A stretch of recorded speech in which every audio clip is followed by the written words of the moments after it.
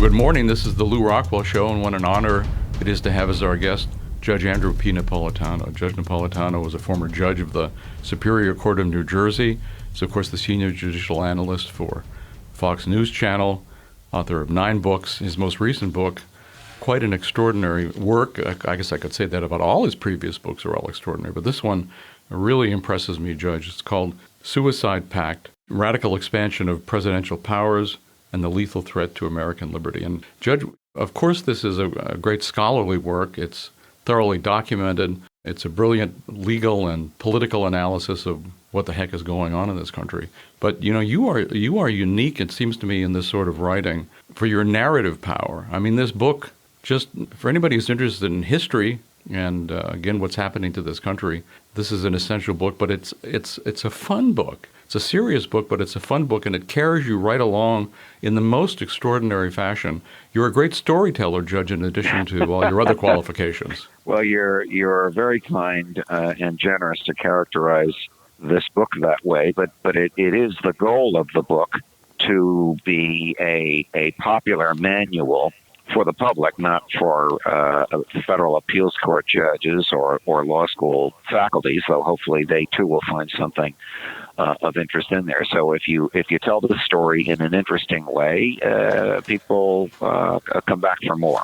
And quite frankly, I think the ability to tell a story on my part comes either from my years as a law school professor explaining complex constitutional theory to what are effectively very bright young lay people. They're law students at the time, they're not lawyers. Or my years on the bench explaining the law to jurors who are quintessentially lay people and not lawyers, and you have to find a way to make the law be sensible and digestible and understandable and usable by them. So I appreciate you saying that. But the thesis of the book requires an analysis of American history, because the thesis of the book in a nutshell is when a president violates the Constitution or breaks federal law and gets away with it because he has demonized his opponents and it is temporarily popular, that behavior often results years later in the loss of liberty by those who weren't even around to applaud or condemn the president's behavior, because it is used as a precedent by future presidents.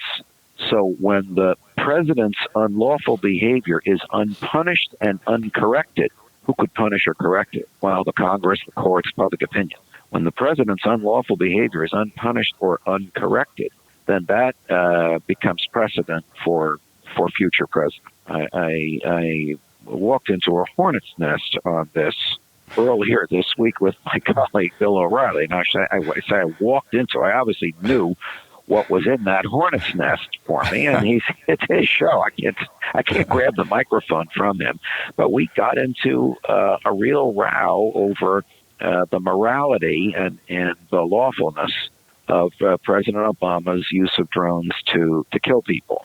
And O'Reilly, of course, said, "You're hiding behind the Constitution." Why do you hide behind the Constitution when you are the President of the United States of America who's taken an oath to preserve, protect, and defend the Constitution? But as aggressively as I argued against George W. Bush, who believed that by bringing American prisoners to Guantanamo Bay, he could escape the Constitution and thereby torture them, or by not going to any court whatsoever, he could just unleash the NSA to spy on Americans, and if they got actionable intelligence information, he'd be applauded. These two behaviors pale in comparison to Barack Obama's argument that he can kill Americans if it's difficult to arrest them. Yet he used as a part of his legal argument the uncorrected, unpunished behavior of George W. Bush in the arguments that he made as to why he could escape the Constitution. So this happens all the time. I mean, when George Washington's generals were chopping off the heads of colonial soldiers who decided to go home, there was no draft. It was a volunteer army. It sort of set the pace that the commander-in-chief in wartime can make an argument that from some source other than the Constitution, because there was no Constitution at the time, he gets the powers to do extraordinary things.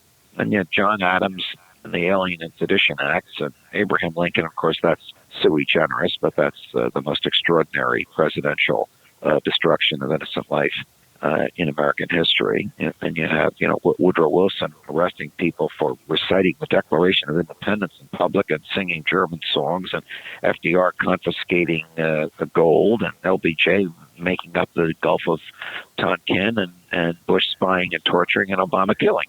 You see the pattern. You see how it gets worse and worse. And in each of these presidencies uses as a basis to justify its unlawful behavior the uncorrected pattern of its predecessors.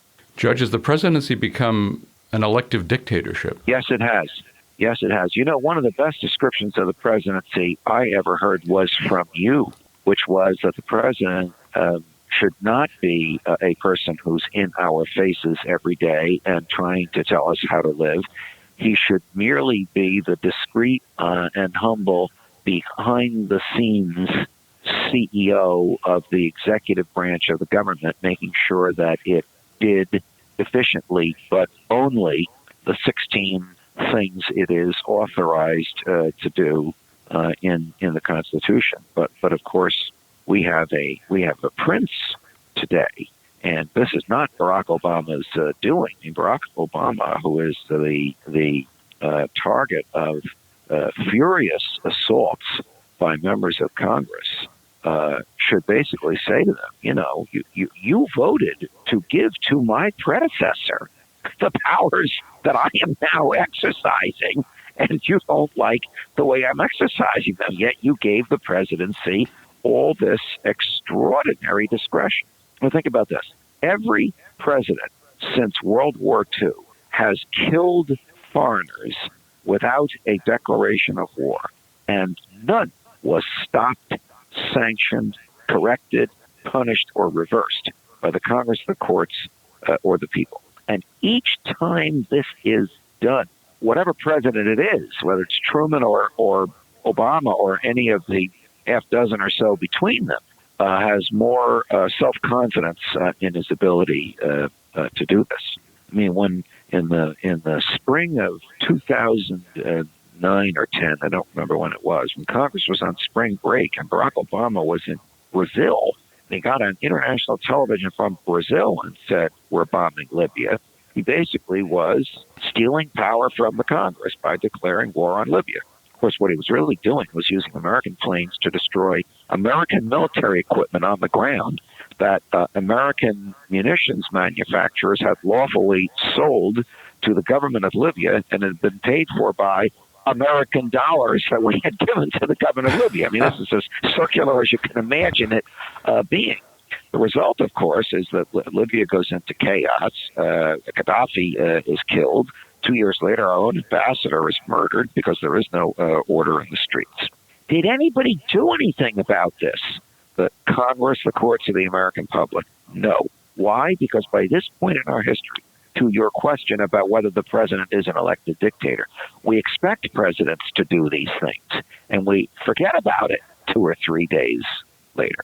No, it just seems it seems the norm, and of course this is why, regarding an earlier point you made, that one of the very first decisions of the Obama administration was to approve of everything the Bush administration had done, including things that some of his own supporters thought he might bring legal charges for all the various crimes and misdemeanors of the Bush administration. He approved it all because, of course, he wanted to build on it. Well, there's this brewing scandal. It's a little tawdry. I'm not going to go into the details, involving a hedge fund billionaire by the name of Jeffrey Epstein and his penchant for girls that are under the age of consent and having sex with them, and the allegations that he provided these girls to Prince Andrew, and allegations that Bill Clinton was present. There's no allegations that I'm aware of involving the former president. And Jeff Epstein was about to be charged by the federal government with 30 counts of what's called white slavery, basically transporting underage women for sexual purposes, either into the U.S. out of the U.S. or between states. Each of those carries a 20-year term. So you're talking about a potential 600-year term. Suddenly, the deal was cut that he would not be charged with anything in any federal court, and he would silently be allowed to plead guilty to one count of patronizing a prostitute, and he would serve 8 months of a 13-month term, which consisted of sleeping in a jail. He could still be in his house during the day. This was done by the Bush Justice Department for a prominent Democratic fundraiser and good buddy of the former President Bill Clinton. Now, why would the Bush Justice Department want to confer a favor on somebody like this? Because it would expect a similar favor for its own excesses from the Obama Justice Department, just as Obama will expect these favors from fill in the blank, whoever succeeds him in the White House, and he will get those favors unless the person who succeeds him is Rand Paul.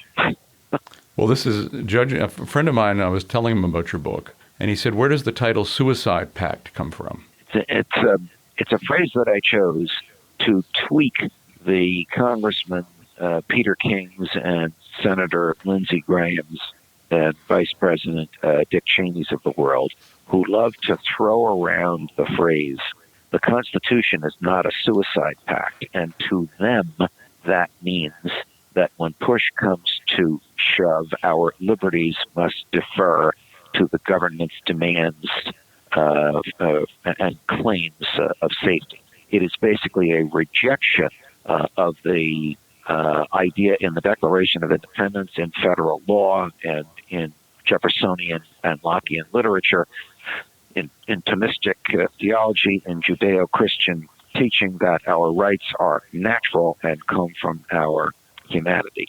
If the simple articulation of the phrase, the Constitution is not a suicide pact, is a justification for the government seizing our liberty, then they are revealing their hands that our liberty does not come from our humanity. They believe it comes from the government. The phrase itself was used in a very famous dissent in a Supreme Court opinion, a dissent that has never become the majority and has never been followed. And I couldn't resist the temptation of taking the neocons, one of their favorite phrases, and using it against them. Case in which the dissent came had to do with what's called the heckler's veto. When a speaker is giving a speech and he is heckled down, and the government the police don't arrest the hecklers, they arrest the speaker for arousing the hecklers. That's obviously the opposite of what the police are supposed to do. But in a famous case in Chicago in 1949, where the speaker was a Roman Catholic priest giving some very strident criticism of the Truman administration, and his critics showed up and stormed the stage, and he barely escaped with his life. Instead of arresting the people who stormed the stage, they arrested the priest, who was convicted in a Chicago trial court and upheld in the Chicago appeals courts and reversed by the Supreme Court of the United States in a very, very strong opinion, reaffirming the fact that the First Amendment needs breathing room, meaning you can stand on a soapbox and arouse the crowd, and if they attack you, they get arrested, not you. But in the dissent in that case, Justice Robert Jackson used the phrase suicide pact. It's a totally discredited phrase, but I couldn't resist tweaking our neocon friends, some of whom have offices within a few feet of where I'm now seated. The record will reflect I lowered my voice a few octaves. I couldn't resist tweaking them by making that the title of the book. And you might not even remember this. The whole reason I wrote this book is because in one of our many happy conversations, you, Llewellyn Harrison Rockwell Jr., suggested this book to me. Well, because you've been a champion for monitoring dictatorial powers that presidents claim. Where does it come from? How bad is it? And the history is terrifying. I mean, the concluding line of the introduction of this book is, beware, this does not have a happy ending. The book doesn't have a happy ending, and the march towards presidential dictatorial powers does not have a happy ending, at least as of this moment. Well, if we're wanting to bring about a happier ending, if we're wanting to incite the American public in the best possible way as to what's happening to their freedoms and really what the government is attempting to do to human nature. I mean, this is a very, as you point out, an extremely radical attack on everything good what the American presidency has become. If people are concerned about this, as they certainly ought to be, if they're worried about the future, read this book. I mean, this will arm you in your arguments and your own thinking. It's really the best thing you can do for yourself if you were concerned about these powers, if you're concerned about what's happening with the presidency. Read Suicide Pact, The Radical Expansion of Presidential Powers, and the Lethal Threat to American Liberty. And again, this is not a job to read this book. You will love this book once you start it. You will finish it. It will inform you, inspire you, exhilarate you, and help you get to work for the right things. So Judge Napolitano, thanks a million for writing this book. Thanks for everything you do in your life to inspire us and to exhilarate us. And thanks so much for coming on the show today. Thanks for chatting with me today, Lew. All the best to you. Thank you, sir. Bye-bye. Well, thanks so much for listening to the Lew Rockwell Show today. Take a look at all the podcasts. There have been hundreds of them. There's a link on the LRC front page. Thank you.